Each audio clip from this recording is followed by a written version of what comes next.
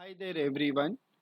Welcome to the video lecture series on Taylor and Lorentz series in complex analysis. I am Mayur Gohil. अब हम हमारा part B का question solve करते हैं जो हमने ये क्वेश्चन पहले करा था। ये क्वेश्चन का फंक्शन है f of z equal to z upon z minus one two minus z। ये क्वेश्चन हमने पहले भी देख लिया है पार्ट ए में। तो इसका पार्शियल फ्रैक्शन हमने ढूंढा था जो है f of z equal to one upon z minus one plus two upon two minus z। इस तरीके का पार्शियल फ्रैक्शन हमें मिल चुका है। इसे मैं इक्वेशन नंबर वन नाम दे देता हूँ। अब हमें एक्सपांड करना है इसको। केस यहाँ पर दिया है एक्सपांड करने के लिए mod of z minus one greater than one में। तो अब इसका मीनिंग क्या है पहले ये देखिए। यहाँ पर मीनिंग है कि one is less than mod of z minus one. हमने खाली इसे रिवर्स डायरेक्शन में लिखा है। अब हम क्या करते हैं, हम हर एक बार जो भी टर्म आता है उसे लेस देन वन बनाते हैं। तो लेस देन वन बनाने का मतलब हुआ one upon mod of z minus one is less than one. बराबर। तो ये यहाँ पे हो गया लेस देन वन। अब क्या करें, अब हमें पार्शियल फ्रैक्शन पे थोड़ा फोकस करना पड़ेगा क्योंकि यहाँ पे सेंटर जो है वो शिफ्ट हो चुका है जीरो के वहाँ से। हमने केस पार्ट ए जब किया था उसमें सारे सेंटर जो थे वो ओरिजिन पे फोकस थे। अब यहाँ पर सारे सेंटर शिफ्ट हुए हैं। तो देखो कैसे करना है इसमें। इसमें दो तरीका है। हम जो जनरल तरीका है बिना रीलेबलिंग के वो करते हैं। देखिए, तो हमें सबसे पहले क्या ध्यान रखना है। स्टेप नंबर वन तो है कि पार्शियल फ्रैक्शन ले लीजिए। स्टेप नंबर टू आपको ध्यान रखना है कि make everything less then one from the case. तो मैं यहाँ पर आपको लिख देता हूँ कि make everything less then one from the regions that are given or found। okay? तो ये हमें ध्यान रखना है कि make everything less then one का मतलब एवरीथिंग से मेरा मतलब है यहाँ पर कि जो भी कंडीशन आप निकाले हैं, जैसे कि यहाँ पर हमें दिया गया था कि mod of z minus one greater than one. तो हमें इतना ध्यान रखना है कि इसे लेस देन वन बनाना है। तो ये जब लेस देन वन बनेगा तो यहाँ पर क्या आएगा, जो भी कंपोनेंट आता है what ever component is less than one हमें उसे बिना मॉड्यूलस साइन लेना है। तो बिना मॉड्यूलस साइन क्या मिलेगा, हमारा कंपोनेंट यहाँ से one upon Z minus one. ठीक है। नाउ स्टेप नंबर वन ये है। तो अभी उसी के साथ साथ और एक स्टेप है, we take that component which is less than 1 without mod sign, without mod sign। बराबर, कि बिना मॉड के साइन के जो है उसे हम वो कंपोनेंट लेंगे। तो यानी यहाँ मॉड के साइन के बिना क्या हुआ, one upon Z minus one. तो ये पूरा कंपोनेंट लेंगे। अब देखिए, हमें और एक बात यहाँ पे ध्यान रखनी है। जब सेंटर शिफ्ट होता है तो z माइनस वन यहाँ पर बोला है, बराबर। जैसे ये देखिए यहाँ पर हमें कहा है ये z माइनस वन है। तो ये z minus one partial fraction में हर जगह डिनोमिनेटर में एस्टेब्लिश हो जाना चाहिए। मतलब हमें किसी ना किसी तरह से इसे पार्शियल फ्रैक्शन में स्थापित करना है। तो कैसे स्थापित करते हैं, देखिए f ऑफ z ये जो है one upon Z minus one है प्लस टू अपॉन, अभी ये टू माइनस जेड है ना, तो ये टू माइनस जेड को तो सबसे पहले मैं इस तरीके से लिखता हूँ, माइनस जेड माइनस टू।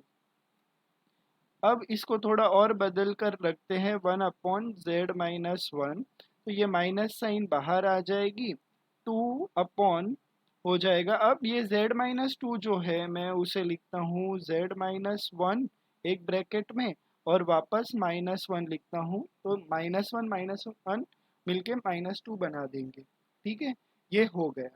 तो अब ये वाला जो नंबर आया है, ये वाला इक्वेशन जो आया है, ये इस क्वेश्चन के जो ये केस है, ओके, यहाँ बहुत इंपॉर्टेंट हो जाता है ये।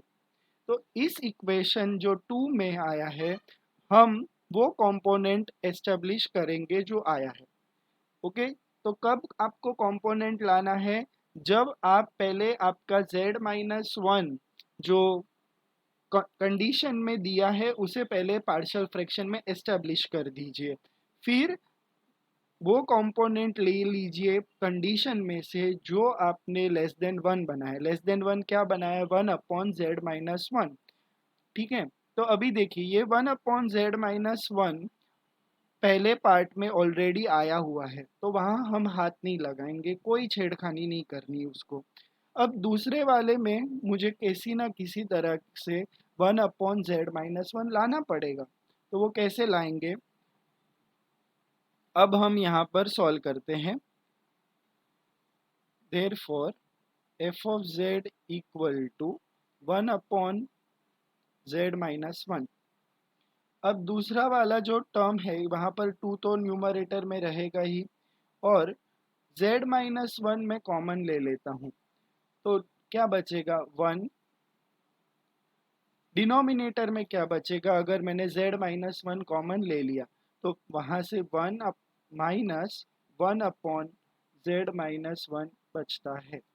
आप देखिए ये बहुत इंपॉर्टेंट है। अब हम लोग एक्सपेंशन कर सकते हैं, तो मैं सीरीज के एक्सपेंशन के बजाय मैं पूरा इसे फुल एक्सपांड करता हूँ, तो जो रेगुलर वे में एक्सपेंशन है, तो देखिए कैसे होगा। यहाँ पर आप सीरीज लिखना चाहते हैं वो भी लिख सकते हैं, कोई इसमें दिक्कत नहीं है। आप हमारे पास हमारा फ्रीडम है यहाँ पर कि हमें जो फॉर्मूला यूज करना है, सीरीज वाला लिखना है तो सीरीज लिखिए, आपको पावर के में लिखना है वैसे लिख दीजिए, के टर्म्स पावर में।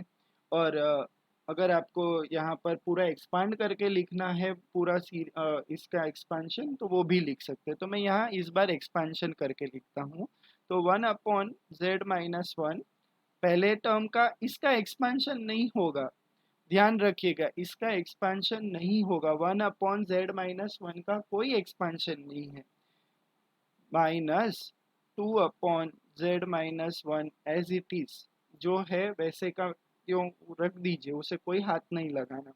अब ये जो दूसरा टर्म आया है यहाँ पर, ये पूरा टर्म, इसको आपको एक्सपांड करना है, तो वो कैसे करेंगे देखिए। इसका एक्सपांशन होगा, यहाँ पर पूरा एक बड़ा सा ब्रैकेट आएगा। अब वन अपॉन वन माइनस है ना, तो यहाँ पर आएगा one plus one upon Z minus one plus one upon Z minus one the whole square plus one upon Z minus one the whole cube and so on, ये जाते जाएगा। Okay, ये इनफाइनाइट टर्म्स है यहाँ पर। अब आपको क्या करना है, ये minus two upon Z minus one अंदर मल्टीप्लाई कर दीजिए, तो क्या होगा, तो होगा यहाँ पर एफ ऑफ जेड, फिर यहाँ से आपको मिलेगा one upon Z minus one minus two upon Z minus one, ये जब minus two upon Z minus one one के साथ मल्टीप्लाई होगा, फिर बाद में क्या होगा, minus two upon Z minus one the whole square, फिर minus two upon Z minus one the whole. यहाँ पे इसके साथ जब देखिए आप इसको मल्टीप्लाई करें यहाँ पर, तो पहले टर्म के साथ माइनस साइन के साथ to upon Z minus one, फिर दूसरे टर्म के साथ 2/z-1 द होल स्क्वायर। फिर तीसरे वाले के साथ z³ आएगा। अब तीसरे वाले के साथ आएगा आपका z³। अब जब वो चौथे वाले टर्म के साथ मल्टीप्लाई होगा तो कितना हो जाएगा यहाँ पे, बराबर 2/-2/z-1 होल रेज टू 4, बराबर ना। तो अब आपके पास यहाँ पर -2/z-1 डिनोमिनेटर में रेज टू 4 आ जाएगा। और ऐसे ही टर्म्स चलते जाएंगे, माइनस एंड सो ऑन, यहाँ से चलते जाएंगे टर्म्स। तो अब हम इसको सिंप्लीफाई कर लेंगे। तो सिंप्लीफाई करने पे क्या मिलता है, पहला टर्म थोड़ा यहाँ पर अब यहाँ सिंप्लीफाई होगा। Therefore F of Z equal to कितना मिलेगा, यहाँ पे मिल जाएगा -1/z-1, फिर मिलेगा आपको -2/z-1 the whole square, -2/z-1 the whole cube, -2/z-1 whole raise to 4। And इस तरीके से वो चलते जाएंगे, terms infinite number of terms रहेंगे। तो ये आपका रिक्वायर्ड लॉरेंट सीरीज का एक्सपेंशन आ चुका है। ठीक है, ये फंक्शन का एक्सपेंशन हो गया खत्म यहाँ पर। तो आपको ध्यान देना है कि इसका आंसर कैसे लिखेंगे। अब हम नेक्स्ट वाला टर्म को एक्सपांड करते हैं। अब वो क्या कह रहा है केस नंबर 2 में, देखिए केस नंबर 2 कहता है कि केस 2 जो है वो है 0 is less than mod z -2 less than 1। ये बहुत आसान है, अभी लेस देन 1 तो ऑलरेडी दिया है तो कुछ करना नहीं है। पर अब देखो, make everything less than 1 from the regions that are given और फाउंड। तो हमारे रीजन दिया हुआ है 0 और less than z mod of z -2 less than 1, ये दिया हुआ है। लेस देन 1 बनाने का बोला था तो ऑलरेडी लेस देन 1 है, तो हमें इसे कुछ करना नहीं है। ठीक है, we take that component which is less than 1 without mod sign। तो अभी भी z-2 को विदाउट mod sign हमें लेना है। ठीक है, ये बात भी बराबर है। अब इसमें एक खास बात ध्यान रखनी है कि जो भी ये मॉड के अंदर टर्म है उसे हमें पार्शियल फ्रैक्शन में किसी ना किसी तरह से सेटल करना है, ये ध्यान रखिए। सबसे पहले ये कर देते हैं। तो अब हम क्या करेंगे, हमारा जो फंक्शन है ये फ्रॉम 1 पार्शियल फ्रैक्शन, उसमें हम पहले z-2 सेटल करते हैं। तो पार्शियल फ्रैक्शन क्या था, f of z equal to 1/z-1 plus 2/2 - z है, बराबर। तो अब हम यहाँ क्या लिखते हैं, अब इसे हम लिखेंगे, पहले तो हमें z-2 लाना है हर जगह पर। तो क्या कर सकते हैं, z-2 के लिए तो मैंने यहाँ z-2 ला देना, तो ये z-2 आ गया। पहले वाले टर्म में मैंने z-1 के बदले z-2 लिख दिया, पर मुझे चाहिए ओरिजिनली तो -1 है ना। तो हम क्या करेंगे, -2 + 1 हो जाएगा यहाँ पर, -2 + 1। अब यहाँ से देखिए क्या होगा आगे। अब ये सेकेंड जो टर्म है उसमें क्या होगा, मुझे z-2 लाना है, तो मैं यहाँ से माइनस साइन कॉमन लेता हूँ डिनोमिनेटर से, तो मुझे मिल जाएगा z-2। ठीक है, ये समझ गए। तो अब हम आगे जाते हैं। यहाँ से अब हम देखते हैं कि फंक्शन क्या होगा। यहाँ पर फंक्शन देखिए हो जाएगा therefore f of z equal to, हमने यहाँ पे लिखा था z-2 + 1 लिखा था, मैं वापस लिख देता हूँ, z-2 + 1 -2/z-2 इस तरीके से लिखे थे। अब देखिए हमें क्या करना है, z-2 हमने एस्टेब्लिश तो कर दिया, पर पहला वाला जो टर्म है उसे थोड़ा फॉर्मेट में लिखते हैं। ऐसे क्यों फॉर्मेट में लिखेंगे, क्योंकि हमारा फॉर्मेट जो है फॉर्मूला के एक्सपांशन का वो इस तरीके का कुछ है, 1/1 का है, बराबर। तो अब हम यहाँ पर इस तरीके के फॉर्मेट में हमने हमारा आंसर लाया है, फॉर्मेट में आ गया है, और हमें मालूम भी है कि z-2 < 1 है, तो हमारा फॉर्मूला अब अप्लाई होता है यहाँ पर। तो देखिए कैसे अप्लाई होगा। अब अप्लाई करते समय ध्यान रखना है कि वो केवल और केवल फर्स्ट वाले टर्म पर अप्लाई होगा, ये सेकंड वाले टर्म पे अप्लाई नहीं होगा, क्योंकि वो एकदम एक एक पूरा हिस्सा है, ये पूरा फंक्शन एक पूरा हिस्सा है। हमारे पास 1/m का कोई एक्सपांशन नहीं है, पर हमारे पास एक्सपांशन किसका है, 1/1 प्लस माइनस का है। 1/m का थोड़ी कोई एक्सपांशन है, इसका कोई एक्सपांशन नहीं है हमारे पास। और कंडीशन क्या है, हर बार mod m should be less than 1, m लिखो या z लिखो, तो हमने तो इसी तरीके से करा है। तो इसका एक्सपांशन अब हम करते हैं, तो एक्सपांशन में हमारे पास मिलेगा यहाँ पर, ये है हमारा एक्सपांशन समेशन। अगर इसको समेशन के फॉर्म में लिखेंगे तो क्या मिलेगा, summation -(1) z-2 whole raise to k going from 0 to infinity, ये हो जाएगा। और यहाँ पर हो जाएगा -(2) z-2, ये आपका आंसर तैयार हो गया, खत्म, और कुछ नहीं लिखना है। अगर आप इसे एक्सपांड करके लिखना चाहें तो वो भी हम बताई देते हैं यहाँ पर। इसका पहले इस वाले सीरीज का एक्सपांशन क्या होगा, यहाँ पे आंसर आएगा 1 - z-2 plus z-2 the whole square minus z-2 the whole cube plus z-4 whole raise to 4 minus and so on. इस तरीके से वो चलता जाएगा, और -2/z-2, ये आपका फाइनल आंसर इस क्वेश्चन के लिए होगा। बस इतना सा ही करना है। तो देख लीजिए ये पूरे क्वेश्चन आपको कैसे करने हैं।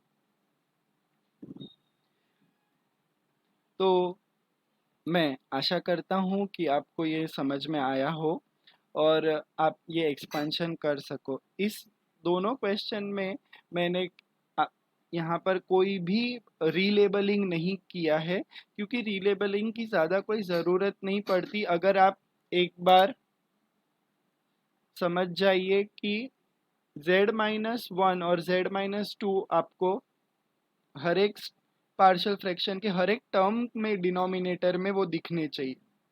अगर आप ये समझ जाएंगे और फिर आपको लॉजिक अगर पता चल चुका है जो स्टेप्स के द्वारा, तो आप आराम से सॉल्व कर सकते हैं, रीलेबलिंग की कोई आवश्यकता नहीं रहेगी आपको। तो यही है लॉरेंट सीरीज के अंदर आपको दो टाइप्स जो हमने आपको बताए। एक मैंने आपको पार्ट ए में बताया है कि सेंटर जब ओरिजिन रहता है, और ये पार्ट बी में हमने आपको बताया जब सेंटर ओरिजिन से शिफ्ट हो जाता है, वो कोई भी नंबर हो सकता है। अब मैंने यहाँ पर -1 और -2 लिया है, आप कोई भी नंबर लिख सकते हैं, यहाँ पर कोई भी नंबर आपको एग्जाम में मिल सकता है। अगर आपको ये दोनों वीडियो और दोनों एग्जाम्पल समझ में आए हो तो कृपया लाइक बटन को दबाइए और मेरे चैनल को सब्सक्राइब करें, और आप आपके सारे दोस्तों से ये वीडियो शेयर करें कि उनको भी उनके एग्ज़ाम्स में मदद हो। अगर आपको कोई डिफ़िकल्टी फेस होती है पूरे टॉपिक में, तो कृपया आप कमेंट सेक्शन में अपना जो भी डाउट है पूछ सकते हैं। आई होप कि आपको ये वीडियो लेक्चर्स पसंद आ रहे हैं। हम बाकी वाले वीडियो लेक्चर में अब मिलेंगे। तब तक आप और अच्छा मैथमेटिक्स के क्वेश्चन सॉल्व करते रहें। Thank you.